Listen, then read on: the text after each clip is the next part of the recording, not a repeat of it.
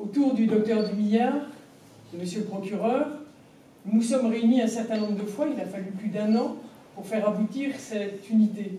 Parce que la réussite de ces unités d'accueil, et comme vous l'avez rappelé, il y en a 56 aujourd'hui, mais la réussite, ce n'est pas uniquement ce lieu, cette unité de lieu, de temps et d'action, mais c'est avant tout ce travail en équipe. Ce travail où les professionnels, vous les officiers de police judiciaire, les magistrats, les médecins, les travailleurs sociaux, les experts, vont croiser leurs regards à partir de révélations d'un enfant victime. Or, quoi de plus fragile qu'un enfant, et quoi de plus fragile, et comme vous l'avez rappelé, vous avez fait partie de cette commission, suite à Outreau, quoi de plus fragile que ces révélations?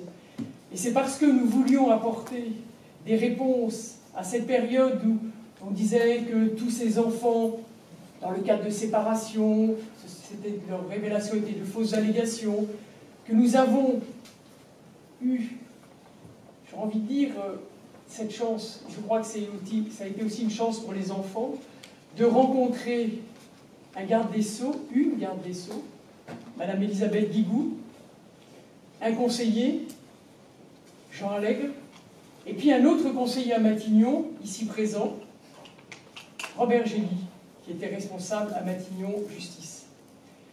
Et avec notre porte-parole, Carole Bouquet, le docteur Bernard Cordier, ici présent, et d'autres membres de la Voix de l'Enfant, nous avons été voir Madame Guigou, en présence de Monsieur Jean Allègre, qui a reçu notre proposition avec quelques hésitations en disant oui, c'est vrai que dans le projet de loi, il y a l'enregistrement audiovisuel, c'est comme ça que c'est parti, hein, avec le projet de loi de 97, qui est devenu la loi du 17 juin 98.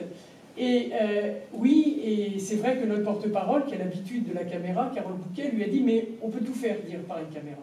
Donc il faut aller dans ce sens-là. Et Madame Guigou nous a fait confiance, et c'est Jean Allègre qui nous a accompagnés pendant 2 ans dans la création, d'abord dans le fait d'initier ces unités et dans la création des unités d'accueil qui à l'époque s'appelaient permanence ou unités pour les enfants victimes de violences sexuelles à l'époque, qui sont aujourd'hui élargies aux violences physiques, mais aussi dans un certain nombre d'unités.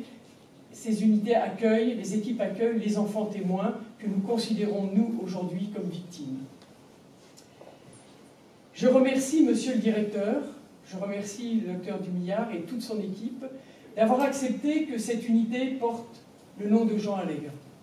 Jean Allègre nous a quittés l'année dernière et, dans la plus grande discrétion, pendant des années, il a œuvré pour que ces unités prennent leur place dans la justice. Parce qu'il faut savoir que les premières unités trouvaient quand même d'abord une association, la Voix de l'Enfant. Bon, ils sont gentils, hein, mais nous sommes les professionnels, nous savons ce qu'il faut pour les enfants. Et c'est grâce au travail de Jean Allègre que progressivement, nous avons pu entrer, parce qu'il fallait entrer, dans les parquets pour que les procureurs acceptent que ces unités s'ouvrent, et Jean, discrètement, a ouvert porte après porte, et nous avons pu ouvrir ainsi les premières unités. La première a été inaugurée le 15 janvier 1999, avec Elisabeth Guigou et Carole Bouquet à Béziers. La seconde fut Saint-Nazaire, avec les conseillères de Madame Guigou, Madame Klein-Donati, et la troisième avec Ségolène Royal à Mâcon. Voilà, ce sont les 3 premières. Et depuis, eh bien, elles se sont démultipliées, comme vous l'avez rappelé, il y en a 56. Mais en même temps, c'est peu, 56.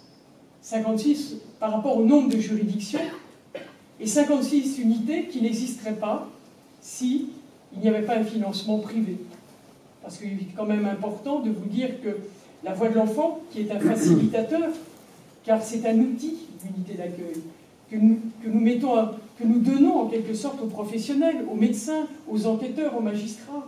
Nous sommes qu'un facilitateur, nous, association. Mais cet outil, il faut des moyens pour l'installer. Et aujourd'hui, c'est un opérateur, hein, depuis 2001, SFR, qui finance l'ensemble des unités d'accueil. Et je le dis parce que si demain, ce financeur quittait la Voix de l'Enfant, ou que ce partenariat prennent fin, eh bien, nous aurions un problème, puisque les subventions sont d'à peine 1%.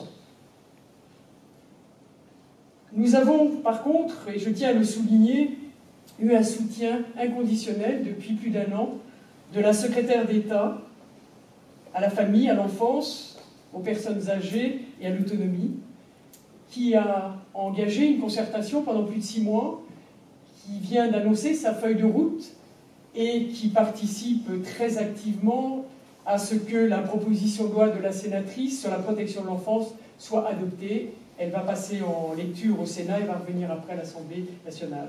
Je souligne ça parce que ça faisait des années que nous n'avions pas été accompagnés par un ministre pour développer ces unités qui sont avant tout au service de l'enfant. Car sans ces unités, nous aurions encore de très nombreuses affaires qui déraperaient. Nous avons pu voir la différence entre l'affaire d'Outreau et l'affaire à Angers, où il y avait eu 42 victimes et 66 prévenus. Pas un dérapage. Tous les enfants avaient été accueillis, avaient été accompagnés, avaient été auditionnés au sein de la PAPED. Tous ces projets, nous les devons à des hommes et des femmes, médecins, magistrats, politiques, travailleurs sociaux, qui sont convaincus que cette parole de l'enfant doit être recueillie dans les meilleures conditions, dans un lieu sécurisé et sécurisant, que l'enfant doit être accompagné, mais plus encore, il doit être défendu. Et c'est pour ça que la voix de l'enfant, et je terminerai sur ça, a voulu aller beaucoup plus loin. Et qu'à Angers, après une salle d'unité d'accueil comme celle que nous inaugurons aujourd'hui, eh bien, le parquet et le siège du tribunal de grande instance ont décidé et nous ont demandé d'ouvrir une salle d'audition pour les confrontations, pour qu'il y ait des confrontations protégées, pour plus qu'aucun enfant du département de la juridiction ne soit confronté à la personne mise en cause. Donc à Angers, au tribunal, nous avons une salle d'audition protégée. Et puis ils ont été plus loin, puisqu'il y a quelques mois, le commissariat de police centrale et la brigade de protection de la famille nous a appelés en disant « Mais nous sommes encore obligés de confronter, quand la défense nous le demande, quand l'avocat nous le demande, les enfants à la personne ou aux personnes mises en cause. Donc venez installer une salle de confrontation protégée. » Donc depuis quelques mois, il y a une salle de confrontation protégée à Angers. Angers, une salle d'audition à l'hôpital, au centre hospitalier, pour le premier recueil de sa parole, et après, tout au long de la procédure, s'il y a procédure, des salles de confrontation protégées, et s'il y a procès, là aussi, projection des auditions, et aussi possibilité d'une audition à la barre, mais de façon virtuelle, dans le cabinet du juge d'instruction, où tout est installé pour que l'enfant n'ait pas besoin de venir à la barre. Je tiens aussi à souligner le travail qui a été fait dernièrement par la Direction générale des affaires criminelles et des grâces, qui a retravaillé un guide sur l'accueil de l'enfant par la justice, cet enfant victime, comment la justice l'accueille. Très souvent, les institutions maltraitent nos enfants, d'autant plus quand ils sont victimes. Donc je tiens à remercier la Voix de l'enfant, qui a remercié particulièrement M. Robert Gély, mais aussi M. François Capin-Nulost, qui est aujourd'hui vice-procureur au tribunal de grande instance de Pontoise.